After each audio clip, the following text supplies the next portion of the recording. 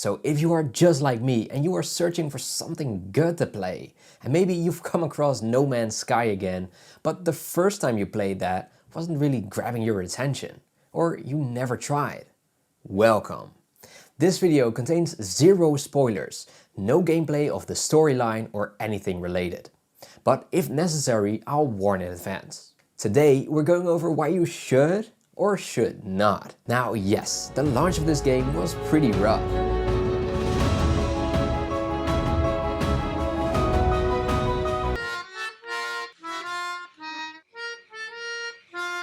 But that's why we're gathered here today, to feel old. Old? Because that was 8 years ago. Yeah, life comes at you fast. In the meanwhile, they really tried their best to make something out of this game. And I must say it really grabbed me this time. Now this game is basically a big survival game. But where before it was basically just do whatever, it now has a storyline as well. And I must say, even though there are obvious ways of extending that by letting you land a spaceship on a random location nearby and then having you walk the last mile, trying to squeeze that extra minute out of it. Because let's face it, if we're traveling light years, why would we get out just before the actual objective? But hey, this is basically for every objective in the game though, and not just the missions. The missions are pretty cool actually. It's not the wow factor that got me hooked on this game, and even though it lets you get familiar with the basics, I still feel like this game lacks a solid why and how for new players. Now that's actually what got me the first time I played this game. I started out on a planet, the temperature was rising, my armor basically said, hey buddy, this is it, and there was really no why or definitely no how. So I just sat in a cave waiting for it to be over, and then it happened again. And again and again. And then I shelved this game for years. So then I eventually tried it again and began searching for that on the internet, watched a few videos, and the rest is history. There is resources on every planet, multiple planets within each system, and a lot of systems in the galaxy. This game is so big you can go on basically forever. There's even people out there calculating how many systems there are within the 265 galaxies within this game. I cannot even pronounce that. There's even people walking across planets to see how long it will take. This game is crazy. But is it fun too? I'd say yes. The whole experience of gathering resources to build one item only to make the next and then upgrading your abilities along the way is just a lot of fun. Combine that with the endless amount of unique looking planets, the ability to just fly wherever you want to go once you have the appropriate upgrades, and the endless search for the nicest ship. It's great. It reminds me a lot of Subnautica too. If you've ever played that game, you basically have to search for fiber, some copper here and there, and whatever there is to be found to craft a battery. The battery is used for a tool, and with that tool you can mine the next best thing, which is then used for the next best item, and the cycle continues. I thought the experience of exploring and upgrading your gear was a lot of fun. Now that I think of it, it's also pretty similar to Valheim.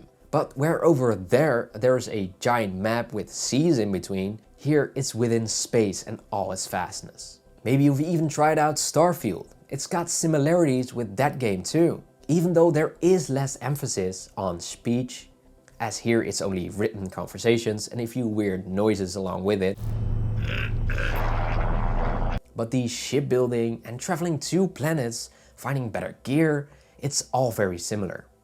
There are also things to find like salvaged data, along with resources on a planet. This stuff you will find buried in the ground, which is then used to buy upgrades for your base. Because at the beginning, there's only the basic stuff to create a base. Now, the whole base building aspect was also a lot of fun, and then coming back to your base after traveling is such a cool experience. You will build one base and then discover another planet which is even prettier or cooler, but maybe even worse with storms every now and then, which may sound like a trait you'd rather not have, but it gives benefits for mining certain resources. Why not settle on this planet? With robot animals like that PS5 game Horizon Zero Dawn. There's just so much to see. This game also keeps getting free updates, which is also amazing. Just recently it's gotten the Aquarius update, which added fishing to the game, a new expedition called Cursed, which is basically a cool mission which unlocks ships and aesthetics. And what about cross-save? They added that too. So if you play on Xbox, you can now bring your saves over to PC or PS5. And the other way around, of course. It already has multiplayer with crossplay, which is also a lot of fun with friends. Build huge bases together, hop on missions together, or just explore together. For that you do need friends though. But it's all great value in my opinion.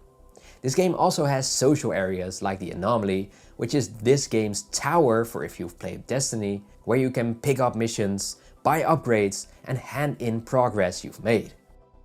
Now there is combat in this game and it's alright, but you can really notice there isn't much depth to it. And over time it gets pretty boring in my opinion. Did not really enjoy that part of the game, and they really need to upgrade that experience for it to be taken to the next level. I'd rather have that than the ability to fish, but it's cool nonetheless. The makers of this game are also very busy with their new title called No Light, No Fire.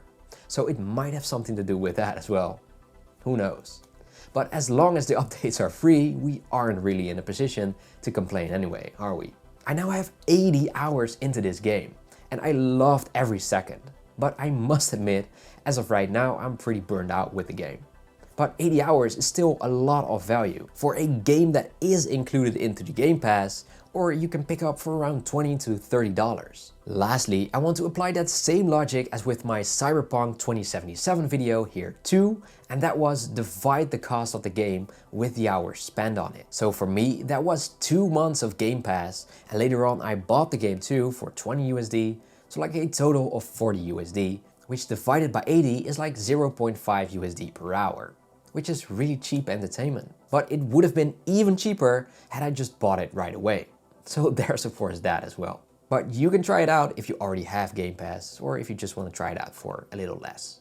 Now, if the game is for you, that depends on what kind of games you like, of course. But if you're anything like me, you will have a blast. Now, subscribe for more game reviews and guides. And for now, here is 2 No Man's Sky guides to get you started, and I hope to see you there.